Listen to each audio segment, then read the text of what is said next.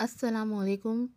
سب سے پہلے جس نے میرا چینل سبسکرائب نہیں کیا ان سے ریکویسٹ ہے میرا چینل ضرور سبسکرائب کر دیں۔ امید کرتی ہوں کہ آپ ویڈیو دیکھ کر گزر نہیں جائیں گے، سبسکرائب بھی کریں گے، اور جو کمنٹ سیکشن میں میسج کرتے ہیں ان کا تہہ دل سے شکریہ۔ آپ کوئی کام کرو اور آپ کو اپریسیشن نہ ملے تو پھر آپ اداس ہو جاتے ہو اور آگے کام کرنے کو دل نہیں کرتا۔ شروع کرتی ہوں آج کی ایپی اس دعا کے ساتھ، آپ دوسروں کے لیے آسانیاں پیدا کریں اور اللہ پاک آپ سب کے لیے آسانیاں پیدا کرے، آمین۔ رات گہری ہو چکی تھی، ان سب کو ٹور سے واپس آئے کئی گھنٹے ہو چکے تھے، مگر زمل اب تک کانپ رہی تھی۔ وہ نہ چاہتے ہوئے بھی ڈری سہمی اپنے کمرے میں تنہا بیٹھی ہوئی تھی۔ اسے اب تک سمجھ نہیں آیا تھا کہ اس کے ساتھ یہ سب کیا ہوا ہے۔ وہ سارے واقعات اس کی آنکھوں کے سامنے کسی فلم کی طرح چل رہے تھے۔ ڈر اور خوف کی وحشت سے اس کے آنسو تک سوکھ چکے تھے، اس کی آنکھیں سفید اور چہرے کا رنگ فک ہو چکا تھا۔ وہ اس رات کے متعلق کسی کو کچھ بتانے کا سوچ بھی نہیں سکتی تھی۔ بتاتی بھی تو کیا بتاتی؟ یہ کہ وہ رات کے پچھلے پہر سردار کے کیمپ میں گئی، وہ بھی تب جب وہ وہاں تنہا تھا، یا یہ کہ سردار کو وہاں نہ پا کر وہ ڈھلوان سے اترتے ہوئے نیچے نہانے چلی گئی۔ پھر کون یقین کرتا کہ زمل اور ایک نامحرم لڑکا اتفاق سے رات کے آخری پہر سب سے نظریں چرائے اپنے کیمپ چھوڑ کر ندی کنارے مل رہے تھے۔ یہ واقعی ایک اتفاق تھا۔ زمل کے وہم و گمان میں بھی نہیں تھا کہ سردار اسے وہاں مل جائے گا۔ وہ تو محض ندی میں نہانے گئی تھی جس کا پانی اس کی نظر میں اب آب حسن تھا، مگر زمل جیسی لڑکی کے لیے اس سچ کو سچ ثابت کرنا ناممکن تھا، اور ویسے بھی اس کی بات پر یقین کرتا کون؟ اس کی بھابھی جس سے اس کی کبھی نہیں بنی تھی، یا اس کا بھائی جو اس بات کی بھنک لگنے پر ہی اسے مار دیتا، یا اس کی کلاس فیلوز جو ہمیشہ باتوں باتوں میں اسے تانے دیا کرتی تھیں کہ میسنی کوئی بڑا ہاتھ مارے گی۔ لے دے کر تہروبا ہی اس کے پاس بچی تھی، مگر زمل اس حالت میں بھی نہیں تھی کہ تہروبا کو یقین دلا پاتی کہ یہ سب محض اتفاق تھا۔ اگر وہ بالفرض اس بات پر یقین کر بھی لیتی، تب بھی اسے زندگی بھر زمل کو ٹرول کرنے کے لیے ایک اور بات مل جاتی۔ یہ تو اس رات کا صرف ایک پہلو تھا، یہاں تک تو صرف اسے اپنے کردار کی صفائیاں دینی تھی، مگر اس رات کا دوسرا پہلو اس سے کئی زیادہ خطرناک تھا۔ اس کی خبر منظر پہ آنے کے بعد زمل کے لیے زندگی عذاب بن سکتی تھی۔ کسی دوسرے شخص کو اس بات کا یقین دلانا تو بہت دور، خود زمل کو بھی اس بات پر مکمل یقین نہیں تھا کہ اس کے ساتھ واقعی یہ ہوا ہے۔ گھڑی کے پہلے الارم نے ہی میکال کی آنکھ کھول دی تھی۔ ایک بینکر ہونے کی وجہ سے وہ ہمیشہ سے وقت کا پابند رہا تھا۔ یہی پابندی وقت ڈھلتی عمر میں بھی میکال سلطان کو نوجوان رکھے ہوئے تھی۔ وہ اپنی زندگی کی 40 سے زائد بہاریں دیکھنے کے باوجود آج بھی کسی 25 سال کے نوجوان کی طرح فٹ نظر آتا تھا۔ البتہ اس کی گھنی داڑھی کے چند بال ضرور سفید ہو چکے تھے، جن کو وہ ڈھلتی عمر کے اثر کی بجائے بطور فیشن دکھانے کا ہنر اچھے سے جانتا تھا۔ الارم بجنے کے ٹھیک 30 منٹ کے دوران وہ گھر سے نکلنے کے لیے تیار ہو چکا تھا۔ میکال نے معمول کے مطابق معمولی سا ناشتہ کیا اور اپنے کمرے کے بالکل سامنے بنے روم کی طرف چل دیا۔ یہ اس کا روٹین ورک تھا۔ وہ روزانہ آفس جانے سے پہلے حیا کے روم تک ضرور جاتا تھا۔ اس نے روٹین کے مطابق اپنی بیٹی حیا کو دیکھا جو ابھی تک سو رہی تھی، اور پھر گاڑی نکال کر منزل کی طرف بڑھنے لگا۔ اسے آج آفس جانے کے بجائے ویلفیئر کالج جانا تھا، جو کہ اس کی بیوی وجیہہ سلطان چلاتی تھی۔ اس کالج میں شہر بھر کی یتیم و لاوارث بچیاں تعلیم حاصل کرتی تھیں۔ کالج ہاسٹل سمیت ضروریات زندگی کی تمام سہولتوں سے آراستہ تھا۔ میکال سلطان وجیہہ سلطان کا دوسرا شوہر تھا۔ پہلے شوہر سے علیحدگی کے بعد وجیہہ سلطان اور اس کی بیٹی حیا ایک عرصے تک قسم پرسی کی زندگی گزارتی رہی تھیں۔ وہ ان تمام حالات سے واقف تھیں جو ایک بے سہارا خاتون کو اس معاشرے میں دیکھنے پڑتے تھے۔ اسی لیے ہی تو دوسری شادی کے حق مہر میں وجیہہ نے میکال سے ویلفیئر کالج کی ڈیمانڈ رکھ دی تھی، تاکہ وہ باقی خواتین کو ان مشکل حالات سے بچا سکے۔ جن کا سامنا وہ اور اس کی بیٹی کر چکی تھیں۔ وہ چھوٹا سا ادارہ ترقی کر کے اب ایک بڑی عمارت بن چکا تھا جس میں سینکڑوں لڑکیاں اور خواتین موجود تھیں۔ وہ چند ہی لمحوں میں گاڑی کالج تک لے آیا تھا جہاں سے اس کی بیوی پہلے سے تیار کھڑی تھی۔ میں رات دیر تک آپ کا انتظار کرتی رہی تھی، مگر مجھے افسوس رہے گا کہ میں نے زندگی کی ایک اور رات ضائع کر دی۔ میکال ہلکی سی مسکراہٹ سے ساتھ وجیہہ کو ٹوک چکا تھا۔ کیوں؟ جس بزنس میٹنگ کے لیے گئے تھے وہ کنفرم نہیں ہوئی؟ وہ تو ہو گئی تھی سویٹ ہارٹ، البتہ جو رات میں نے تمہارے بغیر گزاری مجھے اس کے گزر جانے کا افسوس ہو رہا ہے۔ اس طرح تو جناب کو اپنی آدھی زندگی کا افسوس ہونا چاہیے۔ وجیہہ مسکرا دی تھی۔ ہاں، مجھے یہ تسلیم کرنے میں کوئی عار نہیں کہ مجھے اتنی لمبی زندگی تمہارے بغیر گزارنے کا ہمیشہ افسوس رہے گا۔ وہ مسکراتے ہوئے وجیہہ کی طرف متوجہ ہوا،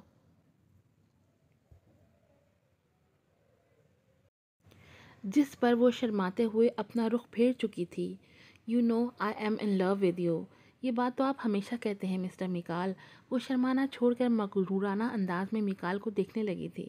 ہاں، کیونکہ جب تم ہر ٹینشن سے بے نیاز ہو کر یوں مغرورانہ انداز میں میری طرف متوجہ ہوتی ہو تو مجھے یہ کائنات کی ہر چیز بہکی بہکی لگتی ہے، مگر حقیقت میں آپ بہک رہے ہیں۔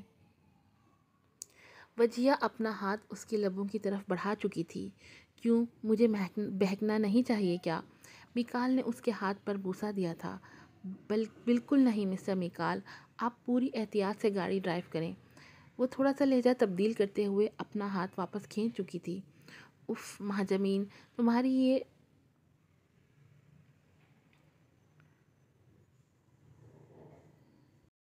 ڈونٹ بی فلرٹی، یہ بالکل سوٹ نہیں کر رہا۔ وجیہہ بناوٹی غصے سے آنکھیں دکھاتے ہوئے بولی تھی۔ اس دوران ان کی گاڑی منزل پر پہنچ چکی تھی اور وہ دونوں گاڑی سے اتر کر سیدھا ہسپتال کے وارڈ میں گھس گئے۔ ہسپتال میں داخل ہوتے ہی دونوں نے اپنا رویہ بدل لیا تھا۔ وہ دونوں اب شوہر بیوی سے زیادہ ایک پروفیشنل ٹیم کا روپ دھار چکے تھے۔ ڈاکٹر رادھیا، تھینکس گاڈ کہ تم ٹھیک ہو۔ یہ سب کیسے ہوا تھا؟ وجیہہ وارڈ میں داخل ہوتے فکرمندانہ انداز میں مخاطب ہوئی تھی۔ وہ دونوں ہم عمر تھیں اور بچپن سے ساتھ ہی رہی تھیں۔ بچپن کی دوستی کے علاوہ ایک اور مماثلت ان میں یکجا تھی، وہ دونوں اپنے پہلے خاوند کو چھوڑ چکی تھیں۔ مجھے کچھ یاد نہیں وجیہہ، میں لوگوں کو فرضی کہانیاں بتا بتا کر اکتا چکی ہوں، مگر حقیقت میں مجھے کل رات کے متعلق کچھ یاد نہیں۔ میرے خیال سے تمہیں کچھ دن آرام کرنا چاہیے، یہ شاید کام کا اسٹریس ہے۔ مجھے اپنی بیٹی کی بہت فکر ہو رہی ہے وجیہہ، رادھیا فکر مندی سے اس کا ہاتھ تھامتے ہوئے بولی تھی۔ تم ڈاکٹر ہو کر اوور تھنکنگ کا شکار ہو رہی ہو، تمہیں آرام کرنا چاہیے۔ رادھیا کے چہرے سے خوف ابھی بھی چھلک رہا تھا۔ اسے صرف اتنا یاد تھا کہ وہ آپریشن کے بعد اپنے آفس کی طرف آ رہی تھی اور پھر جب اسے ہوش آئی تو وہ اسٹریچر پر موجود تھی اور اس کا جسم درد سے ٹوٹ رہا تھا اور دل تیزی سے دھڑکتا جا رہا تھا۔ ہو سکتا ہے کہ تم نے آخری بار جس مریض کا آپریٹ کیا ہو اس کی حالت دیکھ کر تم پر کوئی اثر ہوا ہو۔ میکال نے کچھ سوچتے ہوئے خاموشی توڑی تھی۔ وہ بہت معمولی سا آپریٹ تھا، ایسے آپریشنز تو کالج یونیورسٹیز میں عام کروائے جاتے ہیں۔ کیا ہم اس مریض سے مل سکتے ہیں؟ ہاں، شاید وہ ابھی یہاں ہی ہو، سردار نام تھا شاید اس کا۔ یہ وہی لڑکا تو نہیں جو اپنی امی زمل کے ساتھ ٹرپ پر تھا اور وہاں ڈھلوان سے نیچے گر گیا تھا؟ وجیہہ سوالیہ نظروں سے میکال کو دیکھنے لگی۔ اگر یہ وہی ہے پھر تو ہمیں یقینی طور پر اس سے ملنا چاہیے، آخر اپنی زمل کا کلاس فیلو بھی تو ہے۔ میکال کے اصرار پر وجیہہ بھی اس کے ساتھ چل دی تھی۔ سردار نیم بیہوشی کی حالت میں سویا ہوا تھا، اس کے جسم پر کافی پٹیاں بندھی ہوئی تھیں، اس کے بستر کے گرد پھولوں کا بازار سا لگا ہوا تھا جو تیمارداروں کی طرف سے لائے ہوئے تھے۔ آپ فکر مند نہ ہوں، مریض کی حالت اب خطرے سے باہر ہے۔ وہ نرس کی بات سنی انسنی کرتے ہوئے مسلسل اسے دیکھتے رہے تھے۔ سنیں، میں سوچ رہی تھی کیوں نہ ہم رادھیا کی بیٹی کو اپنے ساتھ کالج لے جائیں۔ وجیہہ نے میکال کے قریب چہرہ لا کر سرگوشی کی تھی۔ مجھے وہ اپنی بیٹی کے لیے بہت فکر مند نظر آ رہی تھی۔ مجھے نہیں لگتا وہ ایسا کرے گی، وہ اپنی بیٹی کے لیے بہت فکر مند ہے۔ مجھے اس کے چہرے اور آنکھوں سے محسوس ہوا ہے کہ جیسے وہ یہ چاہتی ہے کہ ہم اس کی بیٹی کو اپنے پاس لے جائیں، اور اس طرح ہم اپنی لاڈلی حیا کو بھی کالج لا سکتے ہیں، اس کا بھی دل لگ جائے گا۔ تم شاید بھول رہی ہو کہ کالج سے 2 لڑکیاں لاپتہ ہیں۔ میکال وجیہہ کے مشورے کو رد کرتے ہوئے وہاں سے چل دیا تھا، اگرچہ ابھی تک جیسے ہی یہ خبر منظر عام پر آئے گی تو ہر طرف ایک بھونچال مچ جائے گا جو کالج کی ریپوٹیشن کے ساتھ میکال کا کریئر بھی ختم کر دے گا۔ میکال، ہمیں کم سے کم اسے ایک آفر تو کرنی چاہیے تاکہ اس کے دل میں کوئی بات نہ رہے۔ ہاں، اگر تم اسے 2 لاپتہ بچیوں کی تفصیل بتا کر یہ آفر کرنے کی سوچ رہی ہو تو میں تمہیں اس کی اجازت نہیں دے سکتا ہوں۔ وہ معنی خیز انداز میں وجیہہ کی طرف دیکھنے لگا تھا، جس کے پاس میکال کی اس شرط کا کوئی جواب نہیں تھا۔ تمہیں یہ بات سمجھ لینی چاہیے کہ خبر باہر آنے پر لاوارث بچیوں کے کئی وارث پیدا ہو جائیں گے، اور یہ بھی کہ وقتی طور پر رادیہ سے بے رخی تمہاری اور اس کی دوستی ہمیشہ قائم رکھے گی۔ البتہ جب رادیہ کو یہ پتہ چلے گا کہ تم اس کی بچی کو وہاں لے گئی ہو جہاں سے بچیاں لاپتہ ہو رہی ہیں تو اس کا نتیجہ تم مجھ سے بہتر جانتی ہو۔ میکال نے اپنا لہجہ تھوڑا سخت کیا تھا۔ وہ اسے غصیلے انداز میں دیکھتے ہوئے وہاں سے چل دیا تھا، جبکہ وجیہہ اپنی ہی جگہ پر بت سی بن کر رہ گئی تھی۔ میکال کا رویہ اپنی ازدواجی زندگی میں وجیہہ کے لیے جتنا نرم، پرخلوص اور لونگ تھا، اتنا ہی سخت رویہ وہ اپنے نجی معاملات میں اپنائے رکھتا تھا۔ میری اور میری بچی کی اتنی فکر کرنے کا بہت شکریہ، مگر تمہیں میری وجہ سے اپنے شوہر کے ساتھ بحث نہیں کرنی چاہیے، اور میں یہ چاہتی ہوں کہ میری بیٹی میرے ساتھ ہی رہے۔ شام ڈھل چکی تھی۔ وجیہہ اداس سی بیٹھی ڈاکٹر رادیہ کے میسج موبائل اسکرین پر پڑھ رہی تھی۔ اس کا موڈ میکال کی وجہ سے پہلے ہی خراب تھا، اوپر سے رادیہ کے ان میسیجز نے مزید جلدی پر تیل کا کام کیا تھا، یعنی کہ ڈاکٹر رادیہ کو وجیہہ اور میکال کی آپسی چپکلش کے بھنک لگ گئی تھی۔ تبھی تو اس نے وجیہہ کو سمجھانے کے لیے میسج کیا تھا۔ وہ اپنی آفس کی کرسی پر ٹیک لگائے بیٹھی اپنا غصہ کم کرنے اور خود کو نارمل کرنے کی کوشش کر رہی تھی۔ وہ دونوں وہاں سے واپسی پر سیدھا کالج ہی چلے گئے تھے۔ جب سے 2 لڑکیاں لاپتہ تھیں تب سے وہ رات بھی کالج میں ہی رہتے تھے۔ موڈ خرابی کی وجہ سے وہ رات کے کھانے اور پھر اسٹاف میٹنگ تک کے لیے نہیں گئی تھی۔ مجھے بہت بھوک لگی ہے، اب بغیر کوئی ناٹک کیے میرے ساتھ کھانا شروع کرو۔ میکال کھانے کی پلیٹ لیے آفس میں پہنچ چکا تھا۔ فی الحال میرا کھانے کا بالکل موڈ نہیں ہو رہا۔ مجھے پتہ ہے تمہارے موڈ آج صبح والی بات کی وجہ سے خراب ہے۔ وہ کھانے کی پلیٹ اس کے سامنے رکھتے ہوئے اس کے چہرے کی طرف دیکھنے لگا۔ محبت برقرار رکھنے کے لیے کبھی کبھار انسان کو حالات کی نزاکت دیکھتے ہوئے سخت رویہ اپنانا ہی پڑتا ہے وجیہہ۔ وہ نرم لہجے میں اسے مخاطب تھا، اور یہاں معاملہ صرف رشتے بچانے کا ہی نہیں بلکہ تمہارا کیریئر بچانے کا بھی تھا۔ اس بار اس نے ایک نوالا توڑ کر وجیہہ کی طرف بڑھا دیا تھا۔ بات اگرچہ اتنی بڑی نہیں تھی، مگر میکال نے وجیہہ کو رکھا ہی اتنی نزاکت سے تھا کہ اسے میکال کی چھوٹی چھوٹی بات بھی بڑی محسوس ہوتی تھی۔ میکال نے کنوارے ہوتے ہوئے ایک طلاق یافتہ عورت کو نہ صرف قبول کیا تھا بلکہ اس عورت کی ایک جوان سنوالہ بچی کو بھی اپنا لیا تھا۔ وہ کتنی دیر تک نوالا اس کے ہونٹوں کے قریب کیے اس کو دیکھتا رہا۔ آخر اس کے ہونٹ اس نوالے کو لینے کے لیے کھل گئے تھے۔ میں جانتا ہوں کہ تم نے اس ادارے کو یہاں تک لانے میں بہت محنت کی ہے، اور یہ بھی کہ تم اپنی دوست اور اس کی بیٹی کے لیے بہت فکر مند ہو، مگر ہم ابھی یہاں اور رسک نہیں لے سکتے۔ ہمیں ابھی اس ادارے کو ہر طرح کی میڈیا کوریج سے دور رکھنا ہے، کسی سے کوئی فنڈ ریزنگ نہیں کرنی، اور نہ ہی کچھ ایسا کرنا ہے جس سے اس کی کوئی خبر عوام تک جائے۔ جب تک ان 2 لڑکیوں کا کچھ پتہ نہیں چل جاتا تب تک یوں سمجھو جیسے کوئی ادارہ موجود ہی نہیں ہے۔ وہ اسے نوالے دیتا ہوا مسلسل سمجھا رہا تھا۔ یہ بھی تو ہو سکتا ہے کہ وہ لڑکیاں کسی لڑکے کے ساتھ، ہاں ہو تو سکتا ہے، مگر اس سب میں بھی قصوروار ہم ہی نکلیں گے۔ اسی لیے میں چاہتا ہوں کہ ابھی رادیہ کی بیٹی یہاں نہ ہی شفٹ ہو، مگر حیا کی فکر مت کرو، وہ گھر میں محفوظ ہے۔ میں آج پھر گھر ہی رہوں گا۔ میکال نے کھانا ختم کیا اور ایک ہاتھ میں جام پکڑ کر سگریٹ سلگاتے ہوئے کھڑکی کے قریب چلا گیا اور وہاں سے تمام بلڈنگ کا معائنہ کرنے لگا۔ کھانے کے بعد شراب پینا اس کا معمول نہیں تھا، ایسا وہ صرف شدید ٹینشن کی حالت میں ہی کرتا تھا، اور وجیہہ بھی یہ بات اچھے سے سمجھتی تھی۔ آئی ایم سوری، وہ میکال سلطان کے پیچھے کھڑی مختصر سا جملہ بولی تھی۔ سابقہ زندگی کے تھپڑوں نے اسے کافی کچھ سکھا دیا تھا، اس لیے اب وہ معاملات سلجھانے میں کبھی بھی دیر نہیں کیا کرتی تھی۔ وہ 36 سال کی ہونے کے باوجود اپنی عمر سے 6-7 سال چھوٹی نظر آتی تھی۔ یہ میکال کی اس محبت کا ہی کمال تھا جو پچھلے 4 سال سے وہ اس سے کر رہا تھا۔ ہاں ٹھیک ہے، کوئی بات نہیں، اس نے بغیر دیکھے مختصر سا ہی جواب دیا۔ I said I am sorry۔ وہ اس کے سامنے آتے ہوئے اس سے جام کا گلاس پکڑ چکی تھی۔ اس کی ضرورت نہیں تھی، تو کیا اس کی ضرورت ہے؟ وجیہہ نے ہاتھ بڑھاتے ہوئے میکال سے سگریٹ لینے کی کوشش کی جو ناکام رہی۔ یہ بہت خطرناک ہوتی ہے مسٹر میکال، کیا تم سے بھی زیادہ؟ I am in serious mood, I am also.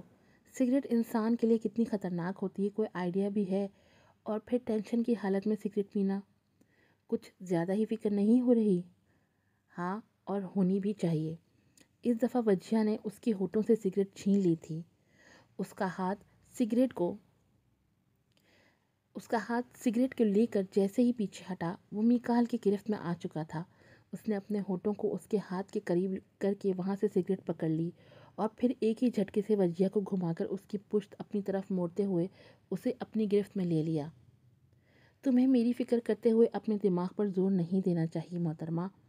وہ اس کے کان کے گرد دھواں چھوڑتے ہوئے سرگوشی کر رہا تھا۔ آپ ٹینشن میں تھے شاید، تمہیں باہوں میں لینے کے بعد بھلا کون سی ٹینشن یاد رہ سکتی ہے؟ You are going to wrong ways, Wajiha نے مسکراتے ہوئے سرگوشی کی۔ I love the wrong ways. In fact always I wanna live with you on wrong ways۔ That's not fair Mikaal.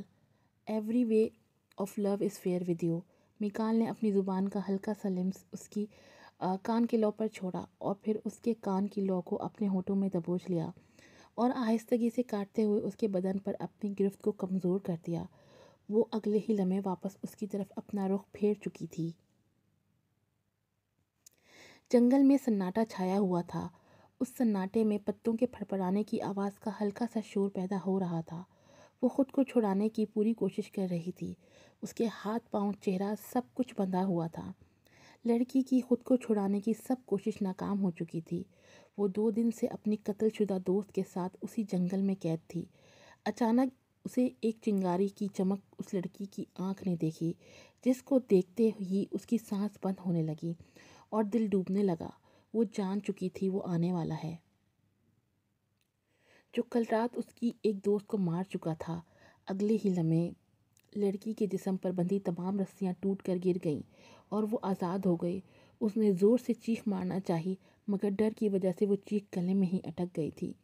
اس نے تیز قدموں سے بھاگنا شروع کیا۔ وہ رات کے اندھیرے میں جنگل میں موجود کئی درختوں، پتھروں سے ٹکراتی ہوئی ایک نامعلوم راستے پر بھاگتی جا رہی تھی۔ راستے کی سختی کا اثر کچھ ہی لمحوں میں اسے اپنے جسم پر محسوس ہونے لگا تھا۔ اس کے بدن کے کئی حصوں سے خون رسنے لگا۔ وہ بھاگتی ہوئی ایک جگہ گری اور وہیں مفلوج ہو گئی۔ مجھے چھوڑ دو لیوسفر، میں تمہاری ہر بات مانوں گی۔ وہ اٹکتے ہوئے جملہ مکمل کر پائی تھی کہ اچانک کسی طاقت نے اسے زمین سے اٹھا کر سیدھا کھڑا کر دیا۔ اسے اپنے سامنے آگ اگلتی آنکھوں والا شخص نظر آ رہا تھا۔ یہی لیوسفر تھا جو اس لڑکی کو اس کی دوست کے ساتھ یہاں اٹھایا لایا تھا۔ نہیں، پلیز نہیں، اس نے اس کی بات انسنی کرتے ہوئے ایک اشارہ کیا، اور لڑکی کے بدن پر موجود تمام کپڑے ہوا میں اڑ گئے۔ خوف اور ڈر سے لڑکی کی آواز نکلنا تک بند ہو گئی تھی۔ وہ چاہتے ہوئے بھی قدموں کی مٹی نہیں چھوڑ پا رہی تھی کہ اچانک اشارے سے لیوسفر نے لڑکی کو اپنی طرف کھینچ لیا اور اپنا چہرہ اس کے بدن کے قریب لے گیا۔ وہ سینے سے گردن تک اس کے بدن کو سونگھتا ہوا آیا تھا، اور پھر گردن سے کندھے تک۔ وہ اپنی ناک آہستہ سے لے گیا۔ بے بس لڑکی مفلوج جسم کے ساتھ صرف آنکھوں سے رحم کی بھیک ہی مانگ سکتی تھی، جو لیوسفر کے پاس بالکل نہیں تھی۔ اس کی ناک اس کی بیوٹی بون پر جا کر رکی، اور اس نے وہیں اپنے ہونٹ دھنسا کر لڑکی اس نے وہاں ہی اپنے ہونٹ دھسا کر لڑکی کے جسم کو خون کے آخری قطرے تک نچوڑ ڈالا۔ یہ لوسیفر کا 2 دن میں دوسرا شکار تھا۔ اس کے لیے اس نے ایک لمبا انتظار کیا تھا۔ جسم میں خون ختم ہوتے ہی لڑکی کا جسم دھڑام سے نیچے گرا اور لوسیفر اس بدن کو جانوروں کے لیے چھوڑ کر وہاں سے نکل گیا۔